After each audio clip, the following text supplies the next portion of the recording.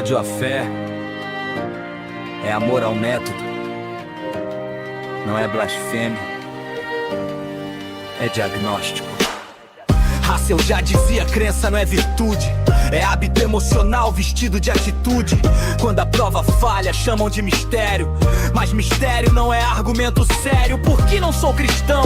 Pergunta direta, assusta quem vive de resposta quieta. O absurdo não morreu, só mudou o cenário. Antes era fogueira, hoje é o lobby no plenário. Einstein já dizia, cansado de ser atacado por quem protege ignorância, porque lucra com o errado. Meslier, padre ateu, já denunciava a farsa. Igreja inchada, rica, vivendo do pobre que sangra. Nietzsche avisou, Deus morreu sem alarme. O cadáver apodrecia séculos no estandarte moral de rebanho. Culpa como controle, fraqueza vira virtude. Poder se reorganiza, escolhe. Chamam submissão de humildade cristã, enquanto manda o real se planeja amanhã.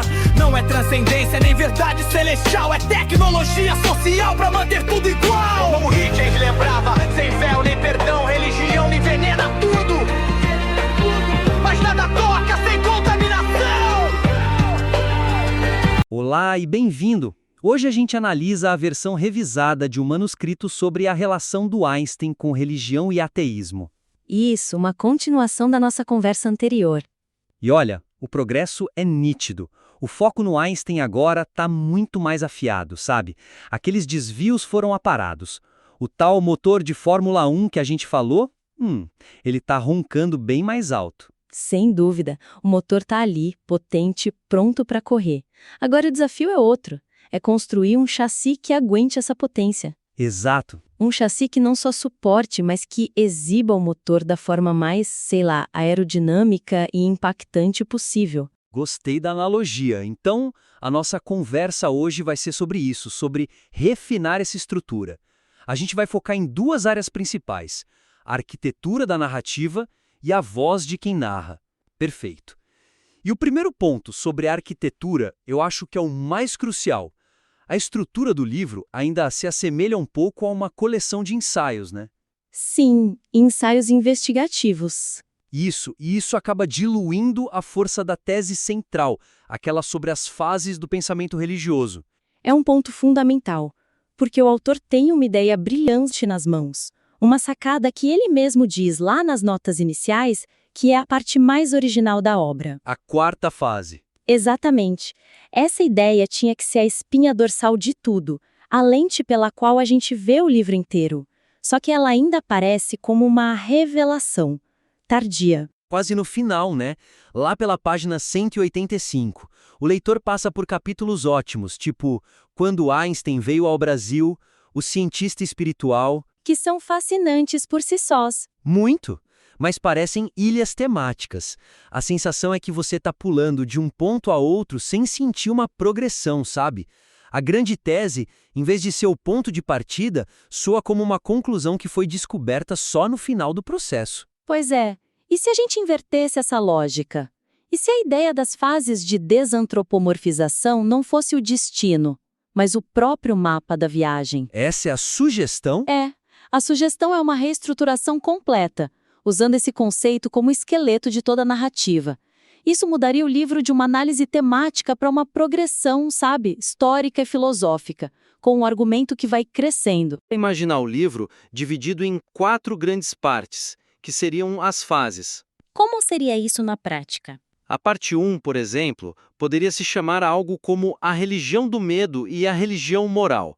Ali se pintaria o cenário intelectual que o Einstein herdou. O mundo em que ele nasceu? Entendi. Isso.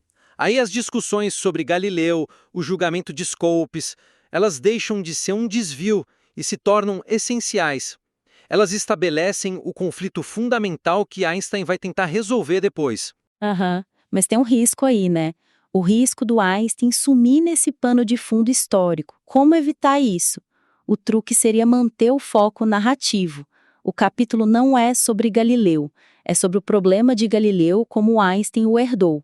Cada peça de contexto viria com a pergunta implícita: como um cara como Einstein navegaria nisso? Entendi. Mesmo quando ele não está em cena, a chegada dele é o que molda a história. Exato. Estamos preparando o palco para o protagonista. O que nos leva naturalmente para a parte 2, que seria o coração do livro. Algo como a religião cósmica, o horizonte de Einstein. Perfeito. Aí tudo se encaixa. O Deus de Spinoza, o caso do Roberto Roden, a rejeição dele a um Deus pessoal, tudo isso vira faceta manifestação dessa terceira fase. E com o palco montado e o protagonista explorado, a gente ganha uma nova tensão na parte 3, a quarta fase, o naturalismo pleno. Ah, aí o Bertrand Russell entra com tudo. Isso. Ele deixa de ser só um contraponto. Ele vira o antagonista filosófico.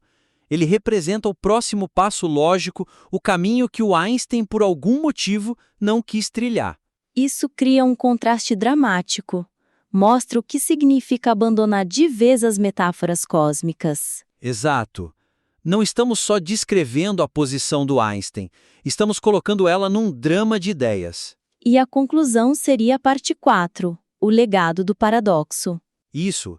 E agora a análise da citação dos ateus fanáticos ou a crítica à biografia do Eichmann não são mais só um tópico. Elas viram epílogo, mostrando como a posição complexa do Einstein foi simplificada, domesticada por todo mundo depois. Toda a pesquisa do autor encontra seu lugar lógico e serve a um propósito maior na narrativa. Essa estrutura cria uma promessa para o leitor, né?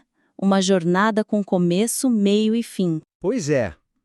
Mas para que o leitor queira embarcar, a porta de entrada tem que ser irresistível. Isso nos leva ao segundo ponto, a abertura do livro. A abertura. Que agora foca na citação, o que é ótimo, mas ainda atrasa um pouco a imersão. Ela prioriza a metodologia da investigação em vez do mistério em si. É uma armadilha super comum, né? Especialmente para quem fez uma pesquisa rigorosa, assim. A gente quer mostrar o trabalho, um método. Claro! O prefácio e as notas iniciais são um exemplo disso. Falam do processo, da descoberta, da diferença entre citação direta e indireta. Até comparam com o testemunho flaviano. É fascinante. Sim, mas é como assistir ao making-of antes do filme. Exato! Quebra o encanto. O autor nos promete uma investigação, um mistério. Mas antes de entregar o caso, ele dá uma aula sobre as ferramentas forenses. E o leitor, que foi fisgado pela promessa do enigma, tem que esperar o autor explicar a mecânica da própria pesquisa. Então a sugestão aqui é mergulhar de cabeça, começar o livro direto na narrativa, tipo um romance de detetive. Confiar que a qualidade da investigação vai aparecer na história. Isso, sem precisar de um manual de instruções no começo. E aquelas discussões metodológicas que são importantes, elas entram de forma orgânica, no momento exato em que a gente precisa delas para entender uma virada no caso. Tem um exemplo prático e muito bom disso.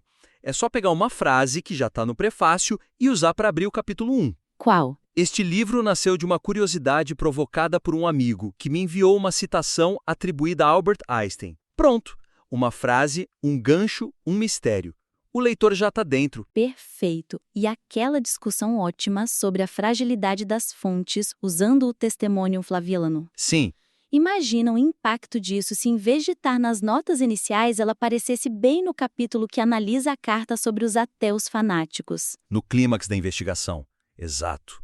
O autor estaria ali com uma fonte primária na mão e aí ele se vira para o leitor e diz: olha, para a gente entender a importância disso, precisamos falar sobre como os historiadores avaliam fontes como esta. A teoria deixa de ser abstrata, vira uma ferramenta para resolver o caso na hora. A mesma lógica para a teoria da citação direta e indireta. Em vez de explicar no início, desmonta a primeira citação falsa e usa ela para ensinar o conceito. Vejam como essa frase foi distorcida. Isso acontece assim e assado. Vamos ver qual é o caso aqui. Isso. Transforma o leitor num co-investigador. Ele aprende o ofício enquanto a trama se desenrola. O making-of se funde com o filme. A experiência fica muito mais rica.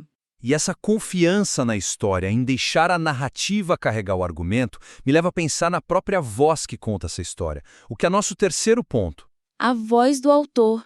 Isso. Ela oscila um pouco, né?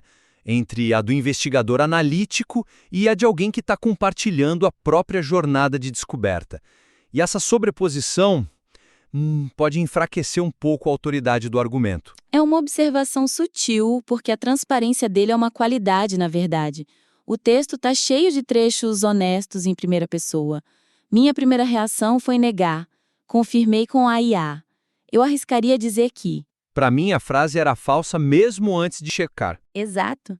O problema é que essa metanarrativa, essa história sobre a pesquisa, começa a competir por atenção com a história sobre o Einstein. O leitor fica acompanhando duas coisas ao mesmo tempo: a evolução do pensamento do Einstein e a evolução da pesquisa do autor.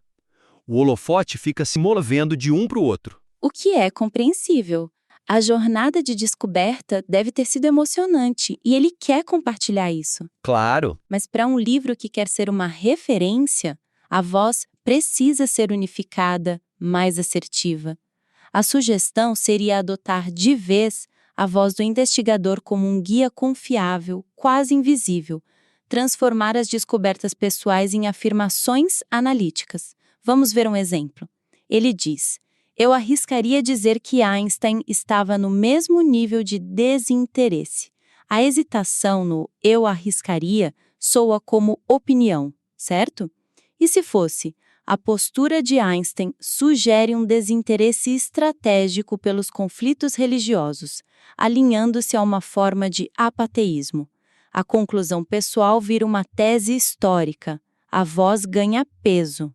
Eu tenho a impressão de que nem sempre as pessoas o fazem por maldade. É uma reflexão empática, pessoal, mas no contexto do livro poderia ser mais forte como uma conclusão, algo tipo: a disseminação de citações incorretas frequentemente reflete uma falha metodológica e não necessariamente má-fé deliberada.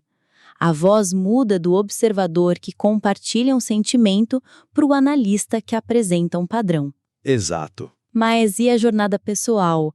O uso da IA, as dúvidas? Tem um valor enorme nisso. A honestidade intelectual do autor é um ponto forte.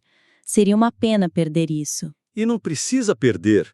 A solução pode ser dar a essa jornada o seu próprio espaço, um lugar de honra. Como assim? Em vez de diluir ao longo do texto, concentrar tudo num pós-fácil ou num apêndice, bastidores da investigação. Ah, boa. Ali, ele teria total liberdade para narrar em primeira pessoa, seria um conteúdo extra, um bônus para o leitor que já foi convencido pelo argumento principal. Essa é uma solução muito elegante. Resolve o problema da voz dividida sem sacrificar a transparência. O texto principal mantém a autoridade e o pós-fácil satisfaz a curiosidade e celebra o trabalho. O historiador te guia com segurança pela história e depois, como um bônus, te convida para um café para contar como foi a investigação. Perfeito. Então, só para a gente recapitular. Vamos lá. Primeiro, a estrutura. Reconstruir tudo em torno das 4 fases. Transformar os ensaios numa jornada narrativa. Segundo, a abertura. Mergulhar direto no mistério da citação, desde a primeira frase, e ir explicando a metodologia ao longo do caminho, quando for necessário. E terceiro, a voz. Unificar o ponto de vista. Transformar a jornada pessoal de pesquisa numa análise mais assertiva e direta, movendo os bastidores para um pós-fácil. É importante dizer que nada disso muda o conteúdo, a substância da pesquisa, que é excelente. Não, de forma alguma, o objetivo é puramente arquitetônico. É sobre como apresentar esse conteúdo brilhante da forma mais eficaz possível. É liberar todo o potencial da tese do autor. Transformar uma coleção de investigações admiráveis em uma narrativa definitiva, inesquecível. Exatamente. O potencial aqui é imenso. E caso você, nosso ouvinte, decida implementar essas sugestões, a gente adoraria receber o material de novo. O motor já é de primeira linha. Agora é só uma questão de ajustar o chassi para ele não só completar a corrida, mas para vencer de forma espetacular. Einstein ainda busca ordem no infinito, um Deus sem rosto, cósmico bonito. Russell diz, não preciso desse chão, o sentido não cai do céu, nasce da ação. Um que é harmonia no tecido do real, outro aceita o trágico sem apelo final. Não é fé contra a razão, é outra divisão, cosmos com sentido, o sentido na mão.